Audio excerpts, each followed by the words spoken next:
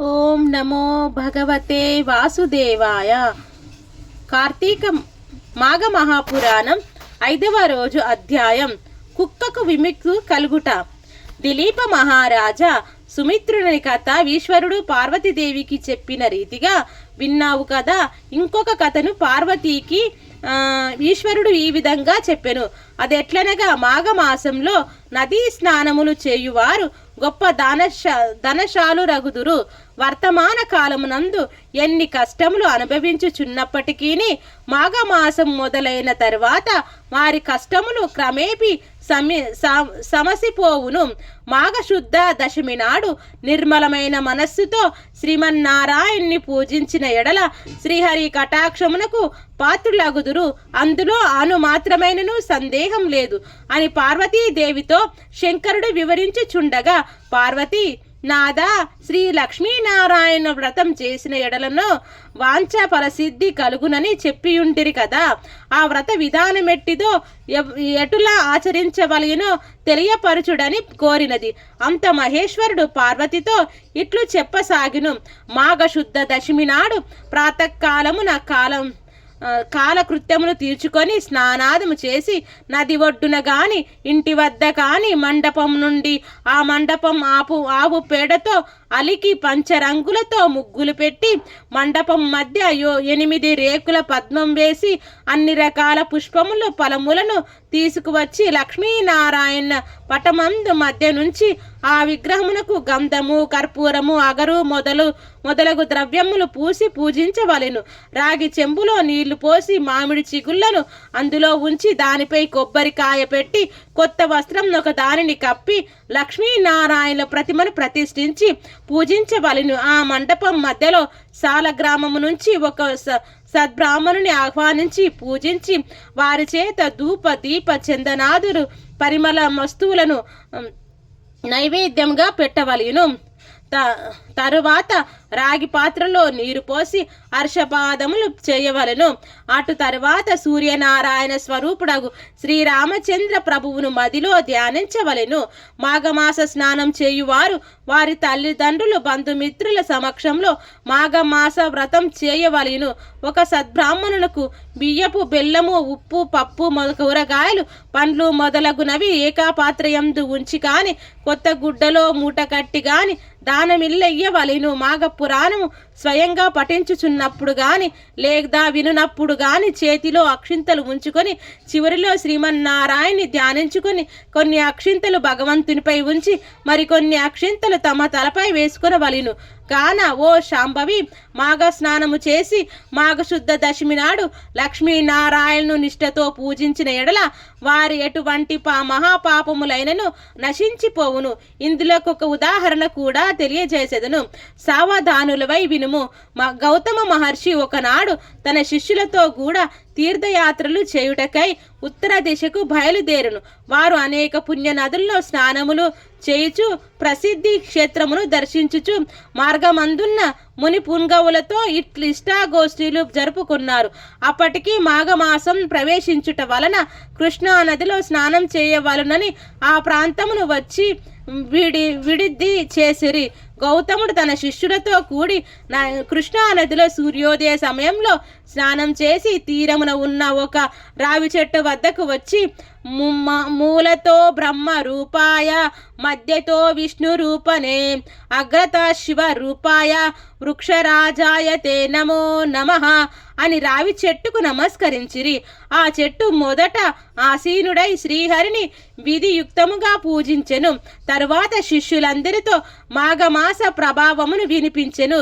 ఈ విధంగా ప్రతిదినము ఆచరించుచుండగా మాఘశుద్ధ దశమి నాడు ఆ చెట్టు మొదట మండపం ఏర్పరచి బొట్లు పెట్టి మామిడాకుల తోరణములు కట్టి అలంకరించారు. ఆ మండపం మధ్యలో శ్రీహరి చిత్రపటము నుంచి పూజించినారు. ఆ విధంగా పూజించుచున్న సమయంలో ఒక ఆడకుక్క వచ్చి భగవంతుడికి చేయుచున్న పూజ విధానమంతయు రెప్పవాల్చకుండా దీక్షతో చూచుచు ఆ రావి చెట్టునకు ఎదురుగా కూర్చొని ఉండెను. శిష్యులు వారి వద్దనున్న దండముతో దాన్ని బెదిరించిరి. ఆ కుక్క ఆశ్చర్యం నుండి లేచి ఉత్తరం వైపు మళ్ళీ మరలా తూర్పునకు తిరిగి రావి చెట్టునకు ఎదురుగా కూర్చుని ఉండెను. శిష్యులు వారి వద్దనున్న దండంతో దానిని బెదిరించిరి. ఆ కుక్క రావి చెట్టు చుట్టూ తిరిగి వచ్చినది. అప్పటికి 3 సార్లు ఆ మండపం చుట్టూ ప్రదక్షిణం చేసినందున అది మాఘమాసం అయినందువలన అది వెంటనే తన కుక్క రూపమును వదిలి ఒక రాజుగా మారిపోయెను. ఆ రాజు సకలాభరణాలు ధరించిన వాడే మునుల ఎందుట నిలబడి వారందరికీ నమస్కరించెను. అక్కడున్న ఆడకుక్క రాజుగా మారిపోవుట చూచిన మునులు గౌతమ మహర్షి కూడా అమితాశ్చర్యము నొందిరి. ఓయి, నీవెవరవు? నీవిట్లు మారుటకు కారణమేమి అని గౌతముడు ప్రశ్నించెను. ముని చంద్రమా, నేను కళింగ రాజు, మాది చంద్రదేశము, చంద్రవంశము. నా పేరు జయచంద్రుడు. నాకు అన్ని విద్యలయందు ప్రావీణ్యం కలదు. నా దేశ ప్రజలను ధర్మ మార్గమున పరిపాలన చేయుచూ ఉన్నాను. దాన ధర్మములన్నీ నాకు అతి ప్రేమ. నేను అనేక దానాలు చేసి ఉంటిని. గో, భూ, హిరణ్య, సాలగ్రమ్మ దానాలు కూడా చేసి ఉన్నాను. ఎక్కువగా అన్నదానము, తిలాదానము చేయనున్నాను. అనేక ప్రాంతాల్లో చెరువులు త్రవ్వించాను, నూతులు త్రవ్వించాను. బాటసార్లకు నీడనిచ్చు నిమిత్తం చెట్లను నాటించాను, ధర్మశాలలు కట్టించాను. పశువులు త్రాగుటకు నీరు గుంటలు త్రవ్వించాను. నిత్యము బీద ప్రజల నిమిత్తం అన్నదానము, మంచినీటి చలివేంద్రములు ఎన్నటినో పుణ్యకార్యములు చేసి ఉన్నాను. అనేక దేవాలయాలను నిర్మించి దైవ విగ్రహాలను ప్రతిష్ఠించాను. సద్బ్రాహ్మణులకు చేతను, వేదాలు చదువు పండితుల చేతను ఎన్నో క్రతువులు చేయించాను. పురాణాలలో ఉన్న మా ధర్మాలన్నీను చేయున్నాను. కానీ నేనిలా కుక్కనయ్యాను. దానికి కారణం లేకపోలేదు. ఆ కారణం కూడా నేను విషదపరచదు వినుము. ఒకానొక దినమున ఒక ముని పుంగవుడు గొప్ప యజ్ఞం ఒకటి తలపెట్టాడు. యజ్ఞం చేయుట అన్న సామాన్య విషయం కాదు కదా. దానికి ధనము, వస్తు సముదాయం చాలా కావాలి. కాన ఆ ముని పుంగవుడు నా వద్దకు వచ్చి అర్చించెను. ముని సత్తముడు వచ్చిన వెంటనే ఎదురేగి కాళ్ళు కడిగి ఆ నీళ్లు నా శరీరంపై చల్లుకొని కుశల ప్రశ్నలు అడిగి ఆ మునియు నా సత్కార్యములు మిక్కిలి సంతసించి, రాజా, నీకు గుప్త విషయం తెలియజేయుదును. ఈ మాసంలో మకర రాశి యందు సూర్యుడు ప్రవేశించిన ఆ దినము సూర్యోదయము అయిన తర్వాత నీవు స్నానం చేసి భక్తి శ్రద్ధతో మాఘమాస మహత్యమును చదువుట కాని లేక వినుట కాని చేయుము. దాని వలన నీకు వైకుంఠ ప్రాప్తి కలుగును. అంతే కాక అశ్వమేధ యాగము చేసిన ఎడల ఎంతటి ఫలము కలుగునో అంతటి ఫలము కానీ, తీర్థ స్నానములు చేయగా వచ్చిన ఫలము కానీ, లేక దాన ధర్మ పుణ్యములు అనగా 100 యాగాలు చేసినంత ఫలము కానీ పొందగలవు. మాఘశుద్ధ సప్తమి ఆదివారం వచ్చినా కానీ, దశమి ఆదివారం వచ్చినా కానీ ఉదయమే స్నానం చేసినచో, మరియు మాఘ పౌర్ణమి రోజు ఉదయమున స్నానం చేసినను మానవుడు ఎటువంటి పాపములైనను విడివగలడు. ఒకవేళ ఇతర జాతుల వారైనను మాఘమాసమంతా నిష్ఠతో నదీ స్నానము ఆచరించి దాన ధర్మములు ఆచరించి మాఘ పురాణము పఠించినను లేక వినను మరు జన్మలో బ్రాహ్మణులై జన్మింతురు అని ఆ మునీశ్వరుడు నాతో చెప్పగా, నేను అతనిని అవమానించినట్లా మాటలాడి ఇట్లాంటివి అయ్యా ముని సత్తమా, మీరు పలికిన విషయంలో నాకు తెలియను. అన్నయూ బూటకములు. వాటిని నేను యథార్థమునకు అంగీకరించనే. ఏవో అతిశయోక్తులు తప్ప మరొకటి కాదు గాన నేనే మాఘమాసములు చేయుట గాని, దాన పుణ్యాదులు చేయుట గాని, పూజా నమస్కారములు ఆచరించుట గాని చెయ్యను. చలి దినములలో చన్నీళ్ళ స్నానం చేయుట ఎంత కష్టమో. ఇక నాకు ఈ నీతి బోధలు చెప్పకూడు. నాకున్న ఫలములు చాలునని ఆ మునితో అంటిని. నా మాటలకు మునికి కోపం వచ్చినది. ముఖం చిట్లించుకొని, సరే, నేను చెప్పవలసినది చెప్పి తిని, అది నా ధర్మము అని యజ్ఞమునకు కావలసిన ధనము తీసుకొని కుండానే వెడిలిపోయినాడు. అంతటా నేను ఆ మునిని చేతులు పట్టి బ్రతిమలాడగా ఎట్టకేలకు అంగీకరించి ధనమును తీసుకొని పోయెను. ఆ విధంగా నేను కొంతకాలం రాజ్యమేలి ప్రాణములను విడిచి తిని తరువాత నాకు వరుసగా 7 జన్మలు కుక్క జన్మయే వచ్చినది.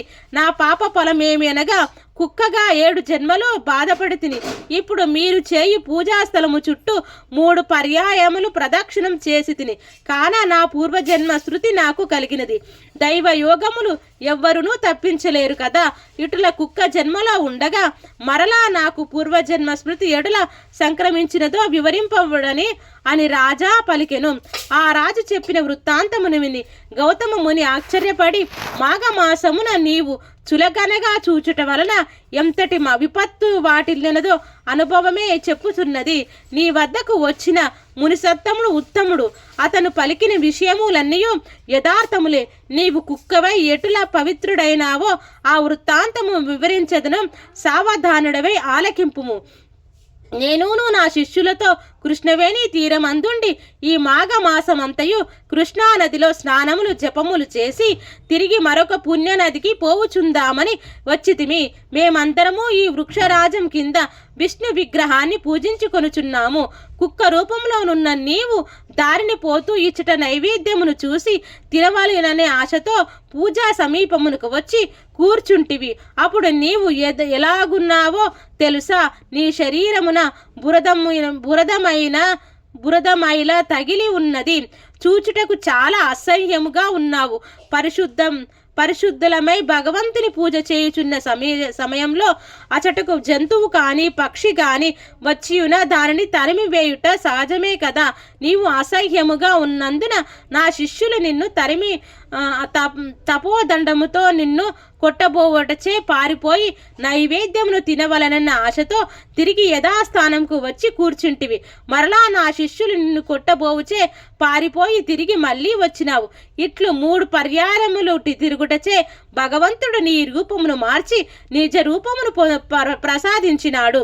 అనగా భగవంతుని మండపము చుట్టూ తిరుగుట వలన మాఘమాస ఫలం కలిగి పునర్జన్మ వచ్చినదన్నమాట. ఇక మాఘమాసమంతయు నదిలో స్నానం చేసి భగవంతుని ధ్యానించి పురాణ పఠనం చేసినచో ఎంతటి ఫలము వచ్చునో ఊహించుకొనుము అని చెప్పగా రాజు వినుచుండగా అంతలోనే ఆ రావి చెట్టు కున్న ఒక తొర్ర నుండి ఒక మాండూకము బయటకు వచ్చి గౌతమ ఋషి పాదములపై పడి బెకబెకమని అరచి అటు నిటు గెంతుచుండెను.